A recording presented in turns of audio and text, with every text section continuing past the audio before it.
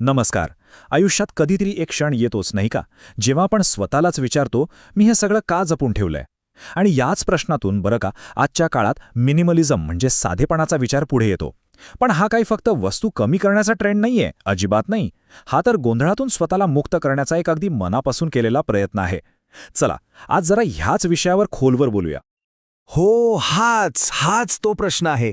मला खात्री आहे आपल्यापैकी प्रत्येकाला हा प्रश्न कधी ना कधी पडलाच असेल. ते कपाटातले कपड्यांचे ढीग बघा किंवा टेबलावर पसरलेली कागदपत्र, अरे अगदी मोबाईलमधले ते हजारो फोटोज. हे सगळं पाहताना मनात येतच की या सगळ्याचा खरंच उपयोग काय आहे, आणि बस ह्याच क्षणी एका नव्या विचाराची ठिणगी पडते. माहिती का, आपल्या घरातल्या या सगळ्या वस्तू म्हणजे एक प्रकारचं न दिसणारं ओझं आहे. त्या दिसायला अगदी क्षुल्लक वाटतील, पण खरं सांगायचं तर त्या रोज आपल्या मानसिक शांततेवर नकळतपणे भार टाकत असतात, हळूहळू. आणि मिनिमलिझम काय करतो?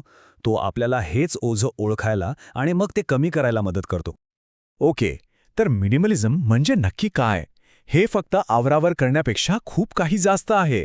अनेकांना वाटतं की ही फक्त घर साफ करण्याची, आवरावर करण्याची एक पद्धत आहे, पण नाही. खरं तर याच्या खूप पलीकडे जाऊन ही एक संपूर्ण जीवनशैली आहे, एक विचार करण्याची पद्धत आहे. चला मग या संकल्पनेच्या जरा मुळाशी जाऊया. तर याची व्याख्या तशी अगदी सोपी आहे. मिनिमलिझम म्हणजे काय? तर ही एक फॅशन नाहीये. उलट आपल्या आयुष्यात काय ठेवायचं आणि काय सोडून द्यायचं याची अगदी शांतपणे विचारपूर्वक केलेली निवड आहे. म्हणजे कोणत्या गोष्टींमुळे आपल्या आयुष्यात खरंच आनंद येतो, मूल्य वाढतं, आणि कोणत्या गोष्टी फक्त जागा अडवून बसल्या आहेत हे ठरवणं. ही एक जाणीवपूर्वक, अगदी डोळसपणे केलेली निवड आहे. मिनिमलिझमबद्दल ना अनेक गैरसमज आहेत. म्हणजे बघा, काहींना वाटतं की ही एक फॅशन आहे, किंवा यात काहीतरी त्याग आहे, वंचित राहावं लागतं, किंवा सगळ्यात कमी वस्तू ठेवण्याची ही एक शर्यत आहे. पण खरं सांगू, सत्य याच्या अगदी उलट आहे. हा त्यागाचा नाही तर स्वातंत्र्याचा मार्ग आहे. कमी वस्तूंमधून अधिक अर्थपूर्ण, अधिक भरभरून आयुष्य जगण्याची ही एक संधी आहे. ठीक आहे, आपण आत्तापर्यंत वस्तू कमी करण्याबद्दल बोललो. पण मिनिमलिझमचा खरा प्रभाव, त्याची खरी जादू ही घराच्या भिंतींच्या आत नाही तर आपल्या मनाच्या आत घडते. हो, खरा बदल आतून घडतो. ही एक आंतरिक क्रांती आहे. तर यातला सगळ्यात महत्त्वाचा मुद्दा हाच आहे की खरी क्रांती आपल्या मनात घडते. आपण जी प्रत्येक वस्तू घेतो, प्रत्येक निर्णय घेतो, आपली नाती, आपल्या सवयी, या सगळ्यांचाच आपण नव्याने विचार करायला लागतो. ही एक प्रकारे मानसिक शुद्धीकरणाची प्रक्रिया आहे. आणि हा जो प्रश्न आहे ना, हाच मिनिमलिझमचा आत्मा आहे, त्याचा गाभा आहे. कोणतीही गोष्ट करण्याआधी किंवा अगदी विकत घेण्याआधी स्वतःला फक्त एक प्रश्न विचारायचा: यामुळे आयुष्य सोपं होणार आहे की अजून गुंतागुंतीचं? विश्वास ठेवा, या एका प्रश्नामुळे आयुष्यात एक कमालीची स्पष्टता येते. ही कल्पना किती सुंदर आहे, नाही का? की जेव्हा घरातून पसारा कमी होतो तेव्हा घर जणू मोकळा श्वास घेऊ लागतं. जेव्हा आपण फक्त आपल्या उपयोगी आणि आवडत्या वस्तू ठेवायला लागतो का, तेव्हा घरातली हवाच एकदम हलकी वाटते आणि त्या मोकळ्या जागेतून एक वेगळीच शांतता, एक वेगळाच आनंद अनुभवायला मिळतो. आता तुम्हाला वाटेल की मिनिमलिझम ही काहीतरी नवीन पाश्चात्य संकल्पना आहे, पण तसं नाहीये. तिची मुळं आपल्या भारतीय संस्कृतीत खूप खोलवर रुजलेली आहेत. आपल्या पूर्वजांनी दिलेलं हे शहाणपण आजच्या धावपळीच्या जीवनातही तितकंच महत्त्वाचं आहे. उदाहरणार्थ, जैन धर्मातील अपरिग्रह हे तत्त्व घ्या. याचा अर्थ काय? तर गरजेपेक्षा जास्त काहीही न साठवणं. आजच्या भाषेत सांगायचं झालं तर त्या वन क्लिक खरेदीच्या मोहाला बळी न पडणं. आपल्या संतांनी तर नेहमीच साधी राहणी आणि उच्च विचारसरणीचा संदेश दिलाय. ज्ञानेश्वर, तुकाराम यांची शिकवण हेच तर सांगते. आणि भगवद्गीतेतला कर्मयोग, फळाची आसक्ती न ठेवता कर्म करणं, हा विचारसुद्धा आपल्याला अनावश्यक गोष्टी गोळा करण्याच्या इच्छेपासून दूर राहायला शिकवतो.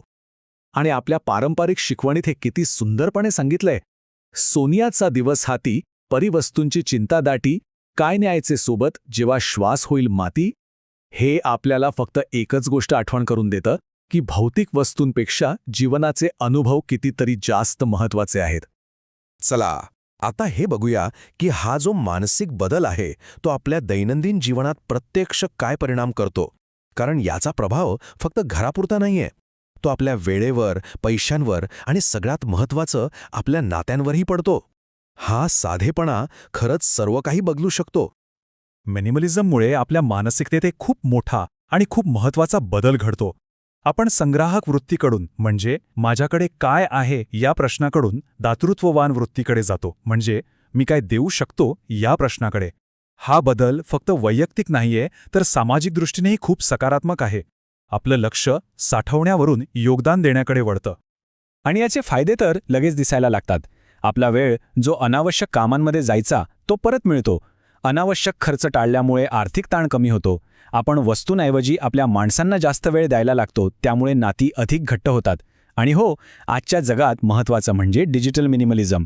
कमी नोटिफिकेशन्स, कमी ॲप्स यामुळे डिजिटल जगातही एक वेगळीच मानसिक शांतता मिळते. तर या सगळ्याचा शेवट कुठे होतो? तो होतो आनंदी जगण्याचा एक नवा अर्थ शोधण्यात, साधेपणातच खरी समृद्धी शोधण्यात. मिनिमलिझम आपल्याला हेच तर शिकवतो की खरी श्रीमंती वस्तूंमध्ये नाही तर ती अनुभवांमध्ये आणि आपल्या मानसिक शांततेत आहे. आणि हेच या सगळ्या चर्चेचं सार आहे. मिनिमलिझम म्हणजे फक्त वस्तू कमी करणं नाही, तर त्या कमी झालेल्या पसाऱ्यातून, त्या गोंधळातून स्वतःला पुन्हा शोधणं आहे, स्वतःला परत मिळवणं आहे. शेवटी एकच गोष्ट लक्षात ठेवायची, खऱ्या चिरस्थायी आनंदाचा म्हणजे ज्याला आपण सात्विक आनंद म्हणतो, त्याचा मार्ग साधेपणा, शांतता आणि जाणीवपूर्वकतेतूनच जातो. घर मोकळं, मन शांत आणि नात्यांमध्ये प्रामाणिकपणा हे सगळं असेल तर तो आनंद आपल्याजवळ आपोआप येतो. हा बाहेरचं कमी करून आतून अधिक समृद्ध होण्याचा मार्ग आहे. तर मग जाता जाता हा एक प्रश्न प्रत्येकाने स्वतःला विचारायला हवा. आज आपल्या आयुष्यातून कोणतं ओझं कमी करणार आहोत? मग ते भौतिक वस्तूंचं असो किंवा आपल्या मनातल्या विचारांचं, यावर विचार नक्की करा.